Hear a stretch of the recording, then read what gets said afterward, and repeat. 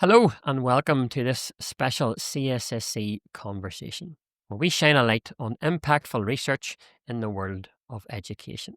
My name is Richard Reid, and I have the privilege of being one of 6 school support officers at CSSC, and I will be your host for today's conversation. Each year, the Control Schools Support Council, in conjunction with Stranmillis University College, formally recognise the work of an educator from the control sector who has undertaken a significant piece of research. I'm pleased to announce that the latest CSSC Research Award recipient is Adam Willis, a primary school teacher whose work explores a topic that is close to the heart of every school community: pastoral care.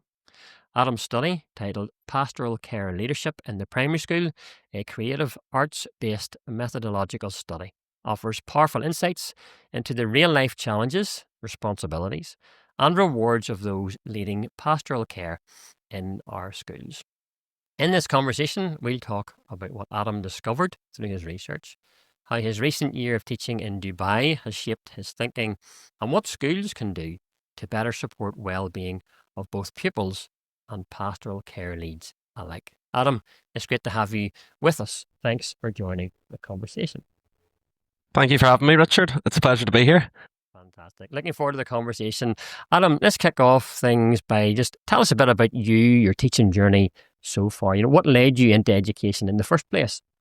Sure. Listen, as I said, Richard, thank you so much for having me. I'm Adam. I am currently in my 6th year of teaching.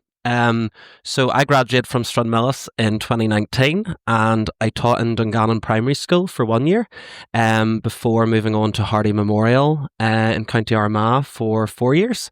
And then during my time at Stranmillis, I was fortunate enough to do a semester abroad in Hong Kong, and so that kind of gave me a flavour and taste of what international teaching was like.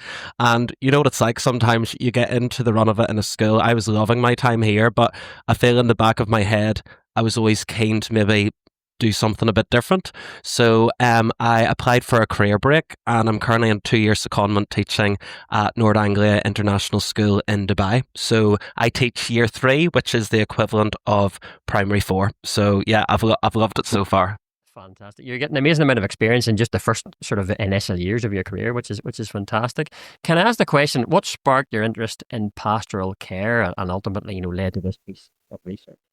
Sure. I feel first and foremost, I feel it came from the experience I had at school, Richard. I was always one of those types, and I'm proud to say I love school. I loved learning. I always felt I worked hard. I threw myself into the extracurriculars, made a fantastic group of friends. But above that, it was my teachers, in primary and secondary. You often hear about the importance of relationships, and that was my experience. Those teachers took the time to get to know me on a personal level, support me, and encourage me. And I would say when I was 14, I was going through probably just a wee bit of a tricky time just personally, and having the support of my form tutor, I guess in secondary, that's your first pastoral contact, that really meant the world to me, and I'll always be grateful. I still keep in contact with him. But before I even began my career at Stranmillis, and I have to compliment Professor Noel Purdy, who was my supervisor for this dissertation. He's a former Royal School Dungannon old boy. I opted for his contemporary issues and pastoral care module, and that was honestly just fantastic, Richard. It covered some heavy topics on bullying, domestic violence and self-harm, and I actually, for the assignment, chose to do a case study on how a secondary school in Northern Ireland responded to a critical incident, and that was the sudden death of a pupil. And it was tricky in terms of the dialogue I had and the research, but I just found it incredible how a school can deal with something so tragic that they aren't expecting. But yeah, I feel it's something I feel in the classroom I do well is build relationships, and I feel pastoral can be used as an adjective. I would consider myself to be pastoral, and always wanted to take that on after my time at Stranmillis, so I opted for the Masters in Pastoral Care. And I guess the dissertation was something, when it comes to choosing an idea for a dissertation, I really struggled to come up with an idea. And I met Noel one day up at Stranmillis in Belfast, and I said, no, I don't have a clue what to do. But I feel through our conversation, Noel asked me, where do you see yourself in 10 years' time, Adam? What ambition, what aspirations do you have? And I feel, as a young teacher in Northern Ireland, people constantly say, oh, you'll be a principal someday. Do you want to be a principal? And right now, I'm like, absolutely not. I'm still finding the day-to-day running of the curriculum things. But definitely, if you were to ask me, I would be interested down the line and maybe going down, the pastoral leadership route myself. And in Northern Ireland, Richard, during my training in my first few years as a teacher, because I have loads of friends who went to Stranmillis, you get to know the lay of the land, where people are. It's a small place. Your friends teach in schools of various sizes and demographic. And you start to learn, what makes up a staffing complement. I have friends who teach in maybe a 3 or 4 class school in the middle of nowhere. But then I have friends who maybe teach in a large urban school, up in Belfast. And when I started to review the literature, obviously I wanted to do it in pastoral care. I started to review the literature of what pastoral care leadership looks like. It turned out, there really wasn't much done in Northern Ireland. There's research done on what a designated safeguarding lead in England does, and obviously our corresponding vocabulary to that in Northern Ireland is designated or deputy designated teacher, but there really wasn't much for the Northern Ireland context. So I feel that's what led to my choice for this dissertation. Fantastic. It's amazing just listening to you. The enthusiasm's coming across loud and clear, even in this conversation, Adam, which I think is fantastic. And people will pick up on that who are tuning in. Can I ask a question? Why did you choose a creative arts-based methodology to this study? And what did that actually involve in practice? Yeah, sure. So for my undergraduate dissertation, Richard, I actually, it was purely qualitative. I actually did it on males in the early years. So I interviewed 8 fantastic guys who teach P1 and P2, and they're hard to come by in Northern Ireland.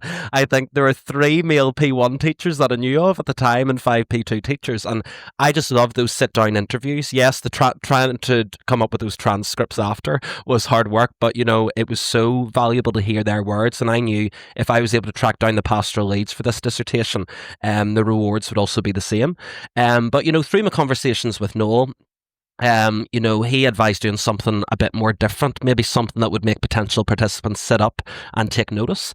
And I knew I would have to be careful on how I was reaching out. So, I basically sat down, I tried to compile a list of schools. I'd do an informal email, first of all, just to gauge if I could get in contact with their pastoral leads. And thankfully, people were great. And that's the thing about Northern Ireland. People are so willing to help. And when I was put in contact with them, I sent them a letter and explained that there were going to be 2 phases. Well, I explained the aims and objectives of the research, what the questions would be, but also I said that there'd be, phase 1 would be a creative element, and phase 2 would be a sit-down semi-structured interview.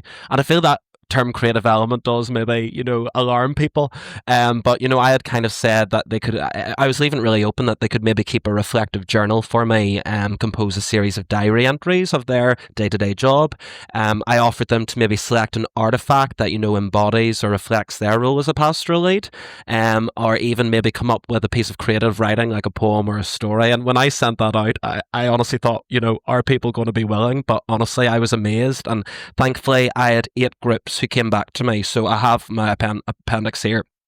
Basically, a mixture of principals, vice principals, senior leadership members who all assume that pastoral responsibility, and some were interviewed together. And they were from a mixture of schools across all sectors, from your small rural school right up to your large urban school, across the controlled, maintained and integrated sectors, just to give that whole encompassed picture. Yeah, and if I'm referring to any names throughout this this conversation with you, Richard, instead of saying participant A, participant B, and it was always Noel who told me that, it makes it more illustrative if you can choose a pseudonym. So any names, they're fictional, but hopefully it just allows you to build a picture of how they contributed. That's very, very helpful. You described the work of being a pastoral lead. It's challenging, yes, but also rewarding at the same time. Can you think of, are there any stories or moments that stood out that captured both ends of that spectrum? Yeah, there's Maria and Patrick were a principal and vice principal in an urban school who I interviewed, and they were absolutely fantastic. Just through my first meeting with them, Richard, I could just tell why they were in that role. And they were 2 of the legends who actually wrote a poem for me to sum up their role as pastoral lead. And I have it here. The first two lines, the poem opened up. They said, "For pastoral care isn't easily defined. There are so many elements intricately entwined. A Google search might provide a definition, but true pastoral care must be conditioned." And I feel through my conversations with all of the participants, they said that those pastoral issues and challenges can be low level and high level. Now, Roisin was one of the teaching principals, and she was one of the participants who maintained a diary for me. And it just showed through my analysis of her diary, she allocated time across 3 different days to deal with a girl's friendship issue, but that could range up to something more, more serious. But, a lot of the participants commented that in today's society, they feel they have to be social workers, counsellors, therapists, which they're not qualified for, so they maybe said that they are too much is being put on them. But Linda, who's a teaching principal, one of the artifacts she chose to embody her role was a shell. And, she said that and this is a quote from her, she said, "I believe the child represents the tip of the V of the shell where all the ridges meet. I feel like I'm looking for all the different ways or avenues I can support a child as I look around the ridges. I am that school counsellor, wellbeing support, designated child support team. I need to be nurturing." So she kind of summed up in a different way. She said that, yes, it can be very overwhelming, but you really need to draw on all your multi-agency networks around you to kind of to help the child in the best way possible. But obviously that's taken on how big the role is. One thing that did come across was the paper trail. And, there's one case where a child made an inappropriate, this was in one of the participant schools, a child made a very inappropriate reference at a dinner table in front of other children. So from then, the pastoral lead contacted the parent. They recorded the incident. There was then a phone call that ensued. The principal then had to contact the EA Child Protection Team and social services. They had to document the advice given. They wrote a referral for CAMS, who are the Child and Adolescent Mental Health Service. And then the safeguarding team composed a risk assessment, and that just showed how much paper had to be completed for that one incident. Budget cuts is another thing. I know extended schools funding was slashed in Northern Ireland in 2023, and that resulted in the closing of many breakfast clubs, and there's waiting lists, etc. So I could even tell through my conversation how frustrating that can be when people have a minimal budget to work with for wellbeing support in the school. But on the other hand, as they did talk about that it's rewarding. Maria and Patrick, in their poem, they said, "When I think about my time as pastoral lead, I think of those I've helped, those who were in need." And the majority of participants agreed that their job was rewarding. They talked about reading a case file and looking at how far a child can come in a short space of time. They explicitly talked about how they loved their job. And when a child says thank you, that means a lot to them as well. It's interesting, this is obviously a study on pastoral care, and you talked at the very start, Adam, that you feel yourself as a pastoral person, and the teaching profession, we need to have that, element to who we are and how we show up. And obviously the people that you have interviewed and contacted as part of your research, it's coming through really clearly, just that pastoral element. I think for me, the busyness of working, particularly in senior leadership and in that role, the time just to sit and have an interview is tight going, but also for these folks to actually sit down and put together some creative things like poems, thinking about visual images, about how they see their role. I think again, it's testimony to how pastoral they are, that they feel it's important actually. So it's fantastic that you got that response. Yeah, and I'm so grateful, and I will thank them at the end. But for them to give up, their time, and when they're so busy, I was so happy about it. I was so thankful. It just shows a tremendous integrity, and commitment to the role from those people, that's prepared to give that bit of time, which is terrific. Now, obviously, when we think about the timing of the whole thing, we're obviously recording this now, we're 2025, but the impact of COVID-19 came through very strongly in your findings. How do you think the pandemic has reshaped the pastoral care landscape? Mm-hmm.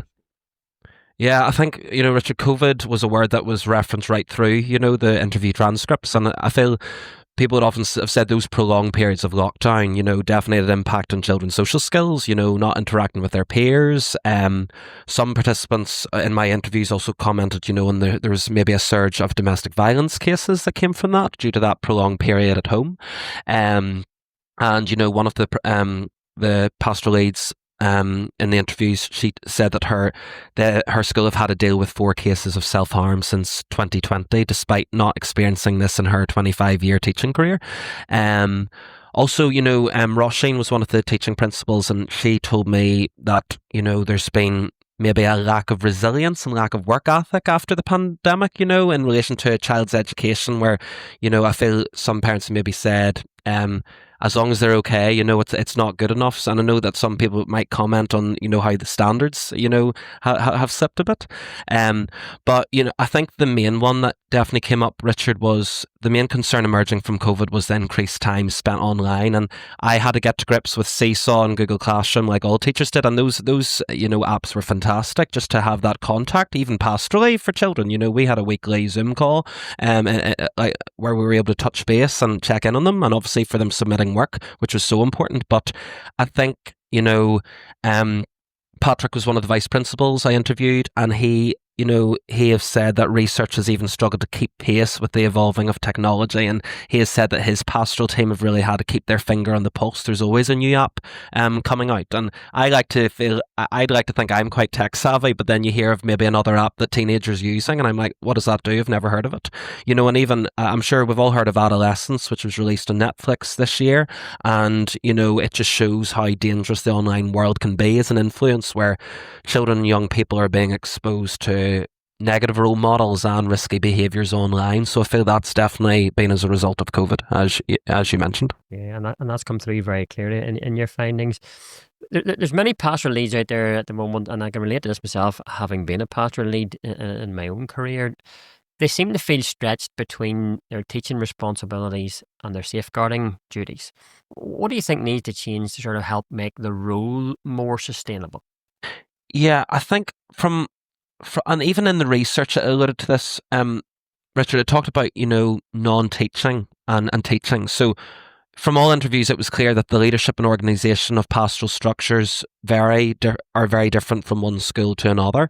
Now, Matt was a VP, and he had 3 days teaching, 2 days non-teaching, and because he's head of safeguarding, that definitely frees him up. But even besides that, he leads a safeguarding team with 5 other deputy designated teachers. So there's even manpower there to share the role, share the workload and the responsibility. But that's a school with 4 formentary who are able to do that. And obviously it comes down to budget as well. But then at the other end of the scale, I interviewed some brilliant principals and pastoral leads who are in a rural school. They maybe teach 2 or 3 days. One of the teaching principals said that it was on one of her days where she was supposed to be in the classroom. Due to a pastoral incident, she was on the phone from 8:30 in the morning to 9:15, and even she was subconsciously thinking, I need to be with my class. I still have books, 30 literacy and 30 numeracy books to mark. So I was totally able to, show how stretched that you can be when you're splitting your time. But, to answer your question, Richard, it's definitely, I feel, it's giving designated teachers more time. Linda, who's a principal in an urban school, she told me, she's a non-teaching principal, but still takes on the safeguarding role. And she said she'd actually even love to pass on the role, but it's her accessibility that permits her to take an urgent call from Operation Encompass.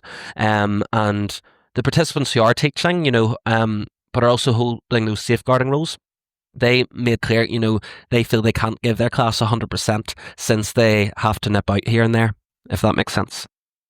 Yeah, it does. I mean, and I've been there myself many times, and it comes down to prioritising. When you take on that lead in a pastoral care role, at times that just has to take priority over everything, and that's just the way it is. You find that, support systems, both internal and external, were very much a lifeline for many pastoral leads. What examples did you come across just of good practice and maybe innovative support strategies? Mm-hmm. I keep on going back to this poem here, but I just think it sums it up so well. So, yeah, Maria and Patrick wrote, to engage all stakeholders ensures school vision unity, engaging with parents, local businesses, and the community. And in terms of that community, I have to say, Richard, all participants really drew on and complemented the support of their board of governors. In terms of maybe giving them backing in a tricky decision, and even some of the younger principals, had said that in their first years of their career, they had a really good sets of governors who could really, uphold them and support them. But no, I thought there was a brilliant story. It was Stuart, a teaching principal, told me that one night he was in school late until dark. And I'm sure you did that when you were a principal too, but I feel this is typical Northern Ireland. One of the governors was driving past and actually called him and said, listen, what are you doing in school? You need to go home now. Whatever it is can wait until the morning. But I think that was lovely. It just showed that he was looking out for him and had a care for his well-being. So governors is one thing, Richard. But definitely, there were a couple of sets of interviews where it was the principal, vice principal being interviewed together. And I thought that was so interesting. They really bounced off each other. And, there was a principal and vice principal, Claire and Janet, and they openly said, we work so well together, you would nearly know what the other person would do or would think. So I definitely feel, in a school, it's good to have a good team effort, a good working relationship in your senior leadership team. Thirdly, there was some of the principals talked about local principal cluster groups where you're able to lift the phone to another colleague in the surrounding area and say there is a pastoral incident. Obviously, you have to maintain anonymity and you're not going to give details, but you can still say, listen, I don't know how to handle this. Can you offer me some advice or support? So even maybe speaking to someone outside of school can definitely help. Also, in 6 interviews, one thing that was referenced constantly, Richard, and I didn't know that this was a thing. The pastoral leads praised the support helpline operated by the Education Authority Child Protection Support Service, where they can ring up, double check if their approach is correct, and then I suppose they really have that validation and accountability when dealing with an issue.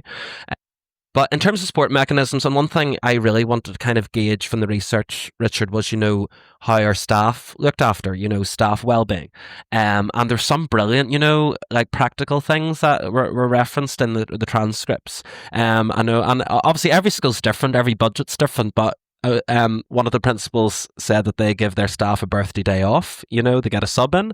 But again, it's maybe also others talked about that flexibility and being allowed out for a wedding or a funeral if they need to, or a child's sports day. There just seems to be that, if you work hard for me, I can do this for you, which I think is a good reciprocal relationship. Others talked about Christmas shopping afternoons, dress down Fridays. There was the principal, Adrian, of a large urban school. Like he said, in his staff, he's maybe 60 pigeonholes, in the staff room. I think back to my pigeonhole, it was an absolute mess. Nothing else would fit in it. But, he was able to maybe throw in a bag of mini eggs at Easter, a heart at Valentine's Day. Another principal, Claire, talked about, their staff room whiteboard, if there's an engagement or a new baby comes, just to kind of overall create that staff morale. But one thing really interesting, Richard, Adrian, who has the large urban school, I think they were 3 of each year group, he said that in his budget he was able to, I think they lost funding to have a counsellor, but then out of their own school budget they were able to get the counsellor back, but this counsellor then actually offered a drop-in for staff over lunch, which I had never heard of before. And he said to me he didn't know how it would be received, but he said there was not, maybe there wasn't demand for it, but people really appreciated it and it was done discreetly.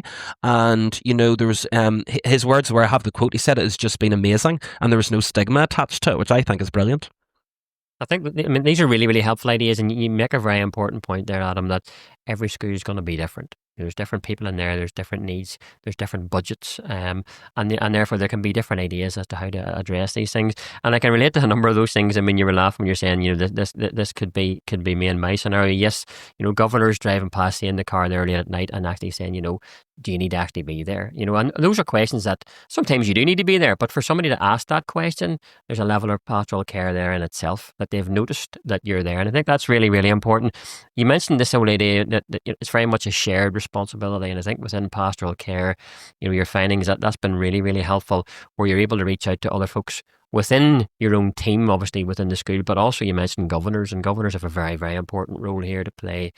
You're obviously going to have, a key governor lead as far as pastoral care maybe too, but as a group, the governors are there to provide that sort of support. So being able to share that out, and you mentioned a really important thing, which is really important to flag up, is the EA support. And I've been there myself on the phone to those folks, and they are invaluable, and the advice they can give is really superb. So that's definitely one to flag up for folks who are listening.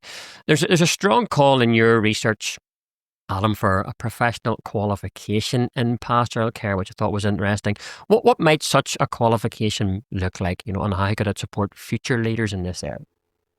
Yeah, no, as you said, and that was mentioned, Richard, but before even that in the interviews, one theme that emerged from the research was, the lack of preparation and training for this role.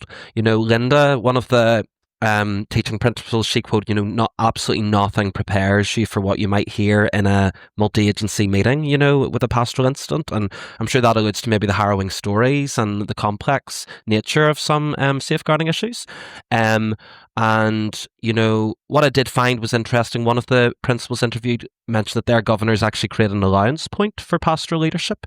But often the safeguarding and pastoral responsibility are part and parcel of the vice principal role. I feel at times, even looking up jobs online, it seems to be that the vice principal will take on the safeguarding and pastoral role almost by default.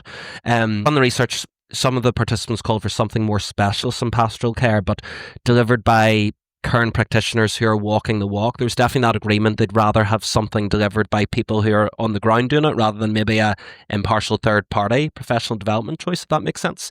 And, one of the principals interviewed, he said to me he'd spent time as an assessor with the Education and Training Inspectorate in Northern Ireland, the ETI, and he explained that he loved cherry picking ideas off other schools, resulting in some of the best things that he had learned. And even during the interview to me, he said he'd be willing to show his own school's bespoke model and pupil mentoring, which they introduced as an initiative of their own, and even provide a resource file. In terms of the qualifications, so Richard, one of the vice principals Matt interviewed, he didn't. So I did the masters in pastoral care, which I loved, but he said, that he would love to do it, but the dissertation puts him off. And I understand, especially if people have families, they're busy in their roles. I feel I was able to do my dissertation now because I live at home with my mum and dad. I don't have the same responsibility. But he definitely, maybe wanted something different. And Roisin, one of the teaching principals, she said she did her PQH. She talked about the scenario-based things, but definitely coming back to, let's call it the PQPC, a professional qualification in pastoral care. I believe, it provide teachers and pastoral staff with specialist training in pastoral care, safeguarding, mental health, trauma-informed practice, and multi-agency coordination.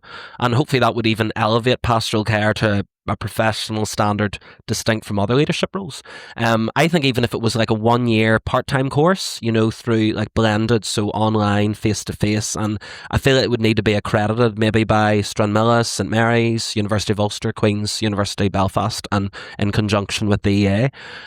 Even to look, at the modules, obviously going into the theoretical aspects of pastoral care, but looking at Northern Ireland legislation, responsibilities of designated safeguarding leads and deputy designated safeguarding leads, but also maybe looking at the, I love my masters because you delved into those topics, like online safeguarding, is a big one, due to the current nature, the way things are, but also maybe one of those modules could be how do I mobilise a safeguarding team? How do I spread the workload? And that's something we've already talked about in terms of well-being, and even how do I look after myself when I'm hearing these harrowing stories at a case study. So it's definitely something that was mentioned. So who knows, in the literature. But I honestly feel that there would be that demand for it. I feel if it was offered that people would want to adhere to that, because I'm so glad I have my master's, in terms of research point of perspective, and,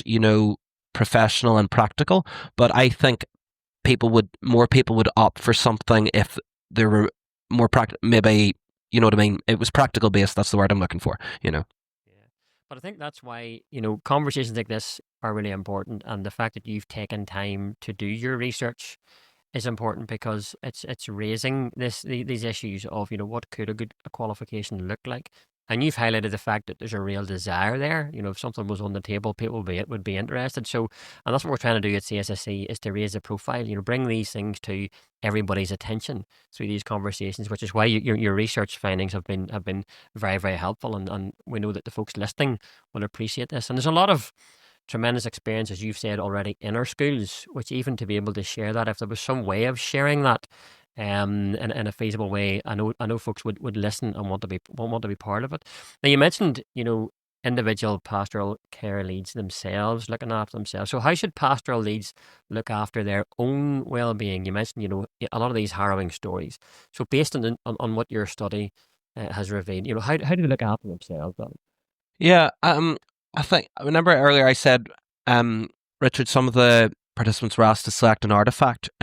Stuart, one of the teaching principals, he actually in his office he had two bookends that, when joined together, form a bicycle. And I have a quote from him. So with this bookend of the bicycle, he said, so often you're the person that people are looking to for support, but it's important to have that twofold approach where you're getting that support as well. It's sometimes nice to see somebody from a different background and from a different sector.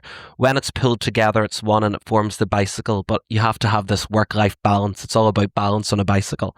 You have to have a balance and you have to switch off from your school. In order for me to be strong, I have to ensure that I'm looking after myself, and I feel that sums it up so well. One thing, when I did an initial review of the literature, Richard, when doing my literature review, one thing that came up time and time again was the oxygen mask analogy, which I feel everyone's heard.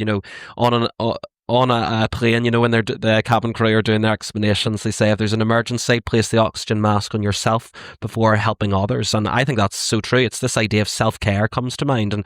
And through speaking to these participants, some of the practical ideas they have are brilliant. Some of them did talk about speaking to someone from a different background. I know a lot of my friends are teachers and they're married to teachers, but sometimes it's also nice to have someone from a different perspective offer you. And again, you have to be anonymous. You can't be giving specific details, but you can still have a sounding board for someone to just talk it through. I was always told, even at school, don't bottle things up. It's important, whatever's on your mind, you need to share it with someone appropriately. But also physical exercise, and I feel that definitely came out of COVID. Even for me, I took up running just to get out of the house, and a lot of these participants mentioned, they walk, they go to the gym, they play football. Now, what I did appreciate, we were talking about screens, and obviously the nature to be, we have to be careful with screen time, but one of the vice principal I interviewed, he, is the head of safeguarding, but he's a dad, but he gives himself 2 hours to play on his Xbox once a week, just to switch off and do something a bit different. Others talked about trips to their caravans, going kayaking on the lake, and one of the principals I interviewed, he's a very talented musician, and he says that through playing the piano, he is able to channel that work-related stress. And I quoted him, he says he tries and batters it to death, his piano, but that's his way of just channeling that stress and just giving him something more therapeutic to switch off from maybe those harrowing stories we've talked about. But yeah, in a nutshell, I think it's fair to say that we all need to have just do something on the side that makes you happy. That is not to do with education or your job whatsoever, but I feel that plays into other careers, not just teaching as well. Yeah, but in your research, being able to share those ideas, even those 4 or 5 ideas there now, it's going to be helpful to people. They might not pick up on any one of those that's going to suit them, but it's going to make them think, what could I do? Where might my happy place be? And it could be playing the Xbox for 2 hours, or it could be going for a walk. It could be any number of different things, or something totally different we haven't thought about. But you're helping people to think about, what is my thing? Have I something in place? I think that's the key question. And if you're saying, no, I haven't, well, then you need to speak to some folks and say, well, what could I put in place to really help look after myself? So it's been really helpful to raise some of those examples through your research, Adam. Now, interestingly, you spent this past year in an international school in Dubai, which sounds fantastic. What have been the key differences in how pastoral care is approached in that setting? Yeah, we've talked about size of school already, Richard, and NAS Dubai. So I visited in 2018 when I was doing that semester abroad in Hong Kong with Stranmillis. I travelled out with one of my best friends from Stranmillis, and his sister and her husband actually teach at the school in Dubai. So that was our link there, in 2018. And even it's grown since then. That was 2018. That was 7 years ago. So NAS Dubai, it's a school with over 3,000 students across primary and secondary, and over 400 staff. And I teach year 3, and I'm teaching year 3 again when I go back. So year 3 is the equivalent of P4. It's the English National Curriculum System, but there's 10 of each year group, which is crazy. I went to a school locally, which was 1 of each year group. I feel that's the average size of primary school in Northern Ireland, but to go to one where it's 10 of each year group, it took me a while to get used to at the start, but it's been amazing. It is a wonderful school with wonderful staff. And the way, in terms of how pastoral care is approached, so every year group has a head of year and a deputy head of year. And I've actually just been appointed deputy head of year 3 for the upcoming academic year, and that's essentially a pastoral care and parent liaison role, and I'll be working closely with the inclusion team. So the inclusion is the overarching; it's the terminology used for special educational needs and gifted and talented as well. So we'll work with them to support the pastoral care of children in the year group. We'll try and create and maintain accurate records of evidence of pastoral care interventions within that year group. But in terms of structure, so in the primary school, in our school, we have the principal, and then there's the primary and the secondary school. And in primary, we have our head of primary, who's brilliant. We have 2 deputy heads who are also brilliant, and 2 assistant heads. They are all brilliant, and they're all non-teaching. But if we have any safeguarding concerns, Richard, we actually log it on a platform called CPOMS, and it's all done online. So we've already talked about low level and high level. You know, we know what those high level pastoral issues could be, but at low level, it's things like, you know, if children are calling each other names, and maybe there's that, you know, caution and concern for bullying behaviour, you know. So we will log it, you know, whoever's involved, and it immediately provides a thread which can be immediately responded to and then regularly checked by the designated safeguarding lead in the school. And it just means there's always that trace, and it's always being followed up on. It's a brilliant system. It keeps everyone right. But we also have a wellbeing and inclusion specialist, a fantastic lady from Northern Ireland, who has been very good to me. And this lady taught in Beijing and is also now in Dubai, and she has mobilised a team of us to help her write a programme called Learning to Learn. And we're actually having a week or so off timetable at the start, Richard, where there'll be scheduled lessons and resources based on growth mindset, friendships, resilience, use of technology, and just to support children's well-being. And I think it's very good. The rationale behind that is only when a young person feels safe, supported, valued and encouraged, only then will they be ready to access the main curriculum for the rest of the year. And as part of the wellbeing team, I was also permitted to complete a mental health first aid course. I honestly recommend it to anyone in any workplace, never mind a school, you know. And this is training that equips school staff with us with the knowledge and skills to recognise, understand and respond to signs of mental health challenges and others, similar to how physical first aid helps with physical injuries. And yeah, it focuses on providing that initial support and guiding individuals towards professional help. We also have then a team of wellbeing counsellors, and teachers can signpost or recommend pupils who have maybe been going through a hard time inside or outside of school. We'll meet them on a one-to-one basis in a visible, safe space, of course, to keep everyone right. And we sometimes have a chat, Richard, we play games or just offer that environment where a child can feel heard and cared for. And I've really enjoyed the opportunity there that has been given to me. So it sounds like a fantastic place. And I think you used the word brilliant about 9 times in there, but that's because you know you're recognizing the potential and how these folks are sort of, you use the word mobilize, which again, you know, sounds fantastic. This is the end of year 1 of 2 potentially now, so you're in the summer break at the moment before you head back across to Dubai. And this is a question that I would love to ask. So has your experience, you've been there for a year, and some great opportunities coming up in year 2, has your experience overseas either changed or maybe deepened or maybe even challenged any of the conclusions that you drew in your original research?